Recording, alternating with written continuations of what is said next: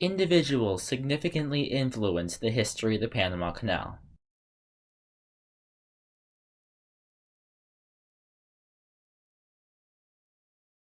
Now, the idea of a Panama Canal has been around for a long time. In the 16th century, the King of Spain even looked into building a canal, but it was deemed infeasible and impossible. So, it wasn't too much of a surprise when Ferdinand de Lesseps proclaimed he would build the canal in 1879. He just finished building the Suez Canal and had become a French national hero. Wanting to put himself in even greater glory, he announced he was building a Panamanian canal and founded a company to make it. He was determined to build a sea-level canal, a canal that would keep at sea level through the mountainous country, despite some debating that a lock canal would be best. A lock canal is a design that moves ships through the canal by filling and emptying a basin called locks to move the ships up and down. But Lesseps didn't want anyone touching his plan. It was going to be sea level. In an international conference, whether to build the canal at sea level, everyone voted yes, except for 3 people. Those 3 people were the only people who had ever been to Panama. Groundbreaking happened on December 30th, 1879, with Lesseps taking the first shovel. It was the first of 2 times he would ever visit the isthmus.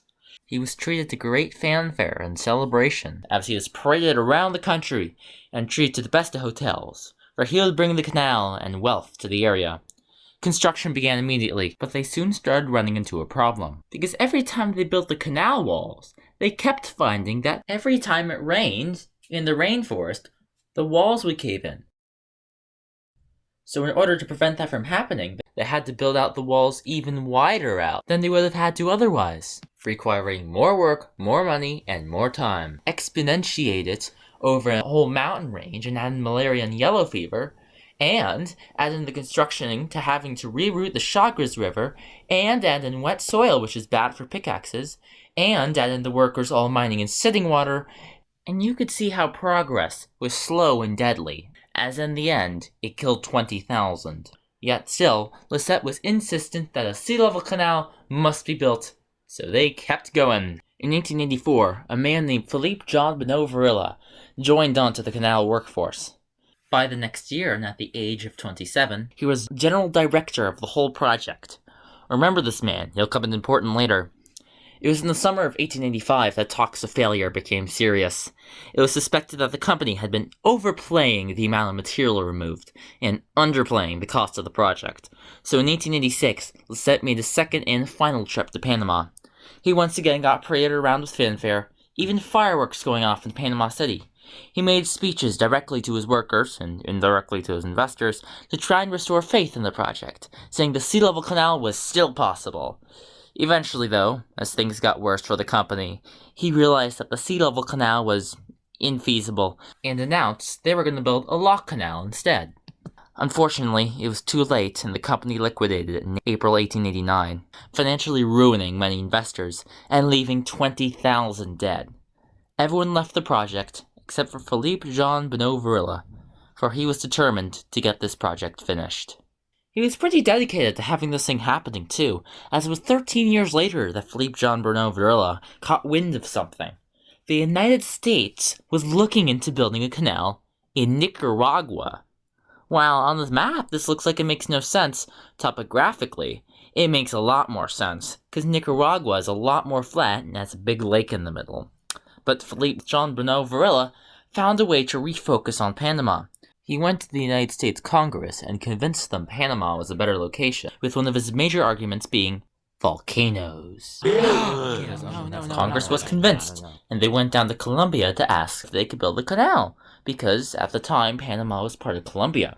But Colombia had just come out of a deadly civil war, and did not want another repeat of the failure that was the French Canal, so they denied the United States access to build a canal.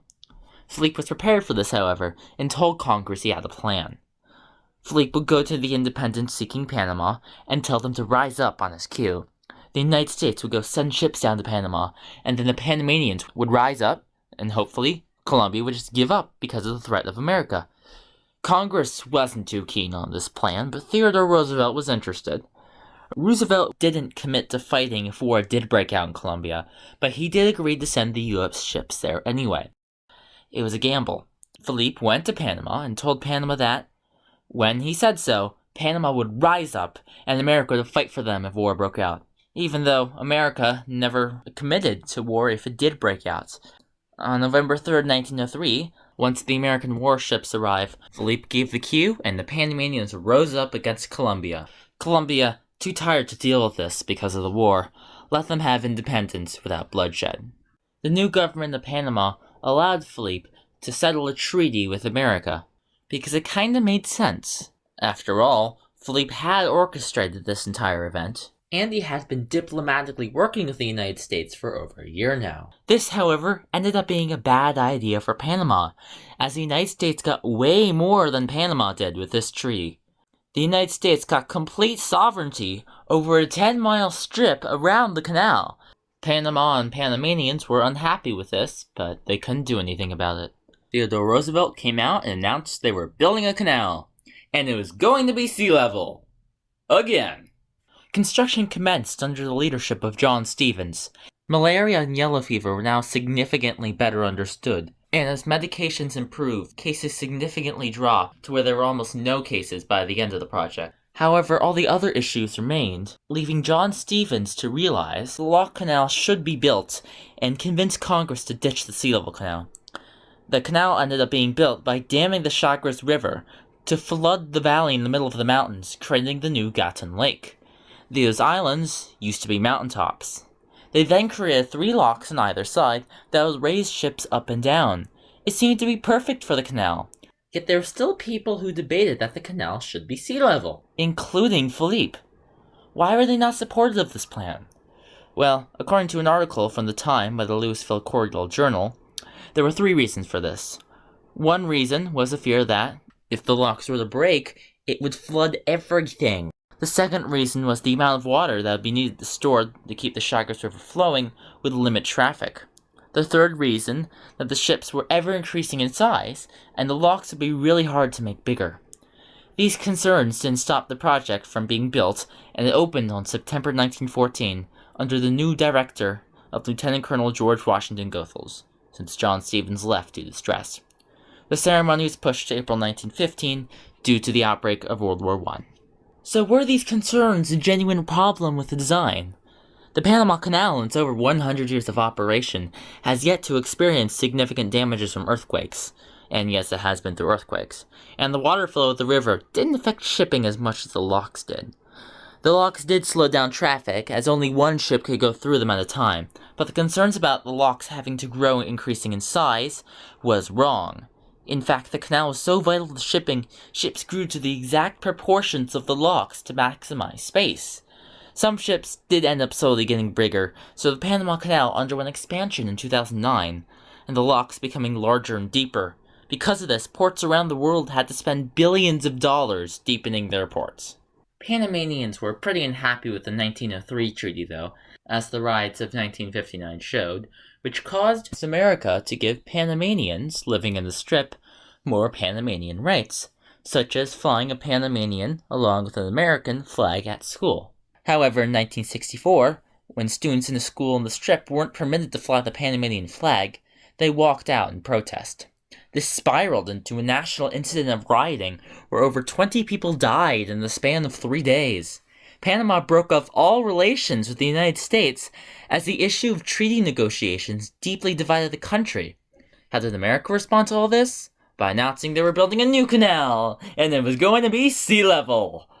Progress started to be made on the new treaty, and during them the second canal proposal was dropped. The dealings eventually led to Jimmy Carter announcing in 1979 that, in 1999, Panama could have complete ownership of the canal, and when that happened, Panama celebrated. The Panama Canal has been one of the most influential infrastructure projects to ever exist. Lesseps profoundly impacted the project by creating the French attempt at the canal and keeping the sea-level construction going for way too long. Philippe got Congress through debate to build the canal in Panama, and got Panama independent. John Stevens switched the plan to a lock canal, and the students protested for their rights, getting the ball rolling for diplomacy for the canal to be handed over to Panama. These individuals, especially the students, show that individuals can change history. That you, even if the individuals before you could not, can change history for the better.